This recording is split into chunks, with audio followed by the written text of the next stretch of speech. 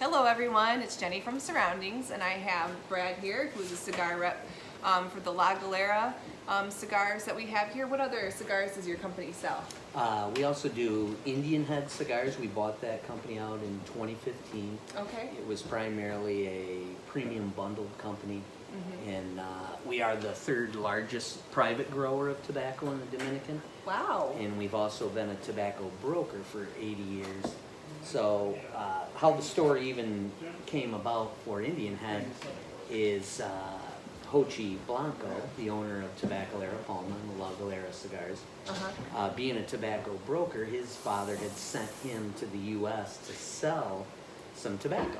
Oh, wow. And one of his first customers was Bill Bach at Indianhead Cigars at the time. So there's always been a special relationship there, and we were able to buy them out in 2015 when Hochi was bringing La Galera to the U.S. market. So we were able to now have distribution in the States out of Miami. So it's worked really well. We've upped the presentation of Indianhead and obviously tried to use our own tobaccos. Using our factory, we have tons of third and fourth generation rollers. So that's one thing I'm pretty confident with is the construction of our cigars. Oh, I've never had a bad burn, so. That's always a good thing. Yeah. That's always a good thing. Nothing that chaps you off more than spending Not being able to pull. $10 on a cigar and having draw issues. Yeah. It's a handmade agricultural product, so we can't be perfect 100% of the time, but we definitely strive for 99.9. Now you mentioned Hochi now. Who I know who he is, but I don't think everybody else does. So Hochi Blanco, he owns Tabacalera Palma. It's an 80-year-old facility. We primarily, aging room cigars are done at our factory. Oh, I've had those before then, sure, yeah. A lot of Jose Blanco, it would be Hochi's cousin. A lot of his cigars are done at our factory. Okay. We have 2 hand-rolled facilities and 1 machine-rolled facility. So even though we're new to the U.S. market and considered boutique, which I like because boutique cigars are usually passionately blended and have tons of flavors. So you can label me in that. But we come from a big tobacco heritage. So the one thing about a lot of boutiques is a problem with consistency. Well, we grow enough tobacco and have access to enough tobacco. I think, knock on wood, that's something we could be very consistent with. Yeah. I know there's a couple of guys that buy a box of yours every week in the summer, and they're fighting over the same one, so we've got to be well stocked. Good. You guys have really, really good cigars. They've been easy for us to sell. The price point's amazing. Let's hear a little bit about you. You're from Michigan. Yep, I'm from Michigan. I was in the cigar industry on the retail end, like yourself, in the early 2000s, and then retired from that and was able to be a stay-at-home dad for 8 years. Oh, that's nice, yeah. And then a friend of mine was having a project done at Tabacalera Palma and became friends with Hochi Blanco. And when Hochi was bringing Galera to U.S. market, he said that he recommended me as their first in-house rep. Wow. And so that September I was able to jump on board and get back into the industry on an end that I didn't think I was ever going to be a cigar rep. Right. I always looked up to my cigar reps when I was buying cigars years and years ago. But, it's been interesting because cigars taste good, and that's a great end or part of the industry, but to me, one of my favorite parts is the romance. What we're doing now, talking, sharing information. Yep, because there's so much to learn. Every day I learn something new about cigars, and I'm still at the tip of the iceberg.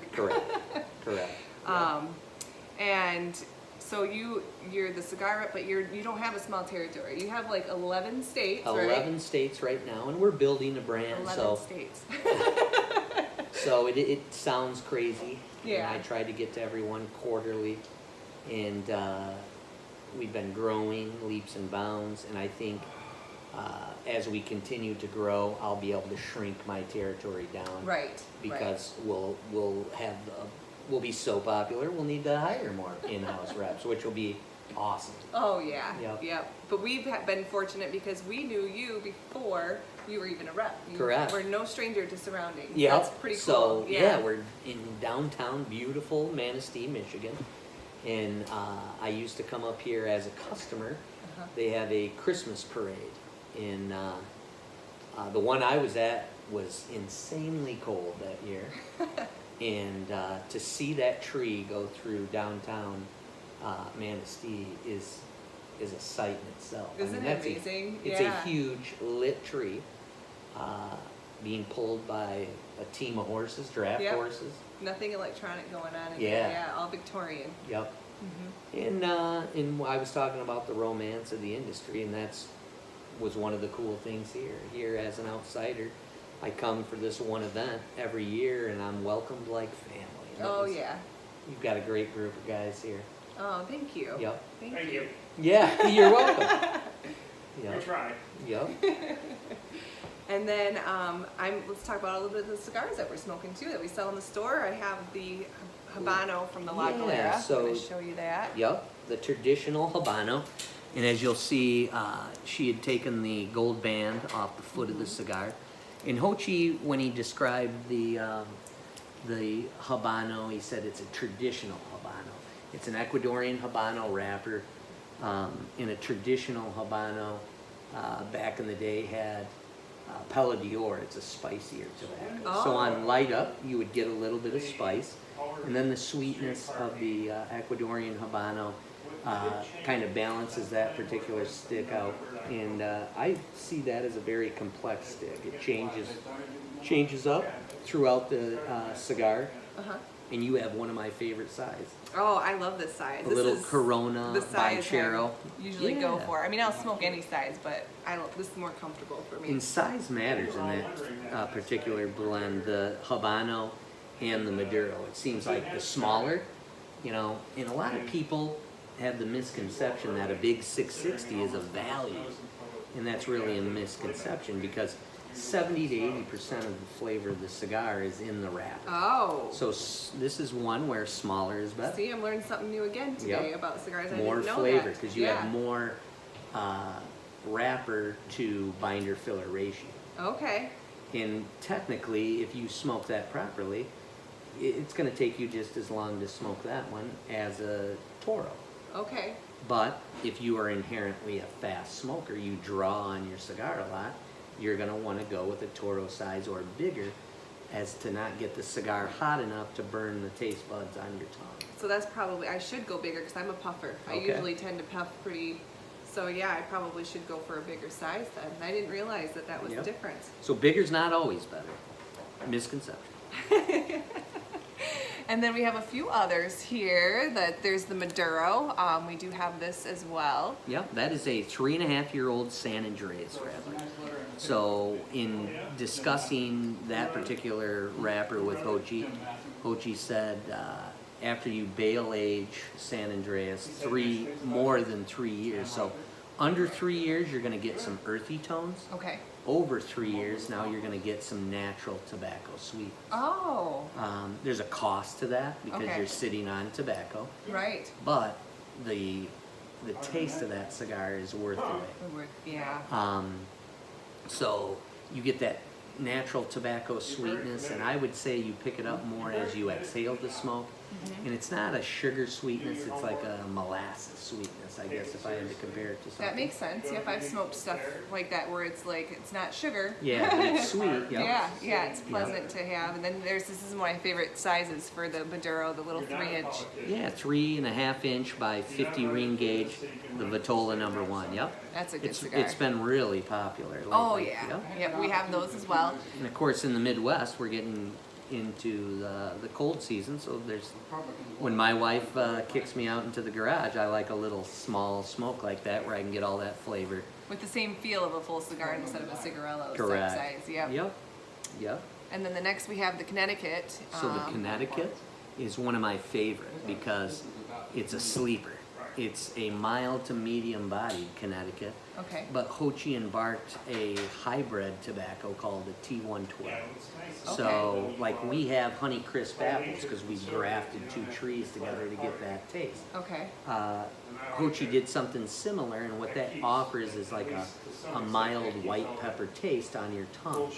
Also, most of our cigars have what's called Piloto Cubano. Okay. And it's a type of Cuban seed tobacco that activates the saliva glands. So what you're going to find is when you smoke our cigars, instead of getting that flavor on your cheek or tongue or roof of your mouth, because Piloto activates the saliva glands, it engulfs your palate. Oh. So I'm able to give you a mild to medium bodied stick with flavor that's going to saturate your palate. And Right. in all of our other blends do have some Piloto in there. Okay. In being a Dominican company, I feel that my cigars, by rule of thumb, are medium-bodied, full-flavored. Okay. So you're not going to get that organic, volcanic, rich soil of Cuba or Nicaragua, where their spice is like a habanero pepper, where Dominican spice is more like a jalapeno pepper with the seeds taken out. Okay. So it's more of a milder hot. Okay, I Yeah. gotcha. Now, I can taste the difference on those. I never really thought about it that way. I'll just deconstruct it. I like that. Yeah. And then our final one that you're smoking. Yeah, the box press 1936, probably my favorite.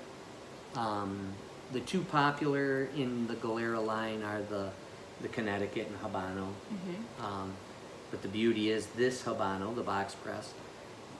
What I like about the box pressed is all box press cigars are slightly underfilled because they have to go into that press to get the shape. Right. So Okay. I wondered how they did that without. Yeah, Okay. and you'll always, knock on wood, you should always have a perfect draw with a box press cigar. Really? Well, okay. because it is slightly underfilled. Yep. Right. But it feels firm to touch because Correct. of the pressing. Okay. Yep.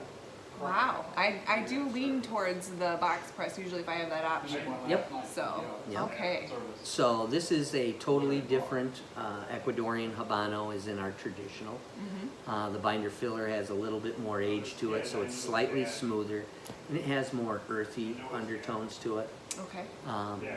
Yeah, definitely one of my favorites. Oh, awesome. Well, cool. We'll have to, I don't think we have that one in our store, do we? Nope. We'll have to get that one in Yeah. to complete the whole package. Yeah. Well, and then we also have the 80th Anniversario, which is a Maduro wrap. Now, I told you those were 3.5 years. The 80th is a 5.5-year-old San Andreas wrapper, but it's also, they were rolled 3 years ago. Oh, So wow. add another 3 years to that 5.5, and then there was 5 to 8 years of age on the binder filler. So how would I compare it? It has special Anniversario style tobaccos. It doesn't taste like any of the other Anniversario cigars because it's Galera. Right. But it has that high quality tobacco in it, aged out. Grade A tobacco. Yep. That's what I love about cigars, though, because that's where I want to separate the cigarettes and the cigars. It takes a lot of patience for cigars, like it does with the fine whiskey and wine, and I don't think Yes. a lot of people realize that when I tell people. Well, and like that 80th, it's our most full-bodied stick, but just like, as you mentioned, a Scotch or a bourbon, it's aged out. It's 8 to 10 years of age on that. So while it's full-bodied, it's so aged out. When you first start the cigar, you're going to tell me it's medium-bodied. Well, it's still 100 proof. It's just aged out, so it's super smooth. And then once you take the bands off and smoke the rest of that cigar, it does finish more full-bodied. Okay. Yeah. All right. Is there anything else that you would like to add today? Just head down to Surroundings and ask for us by name, La Galera. I think you'll find a lot of value in our cigar. Our price point is right where you want to try out a new brand, and the quality of the tobacco and the construction is there, so it's definitely a no-brainer. So come down, see Jen, try us out. And just so you kind of know too, this one is This one sells for $4.10 in our store.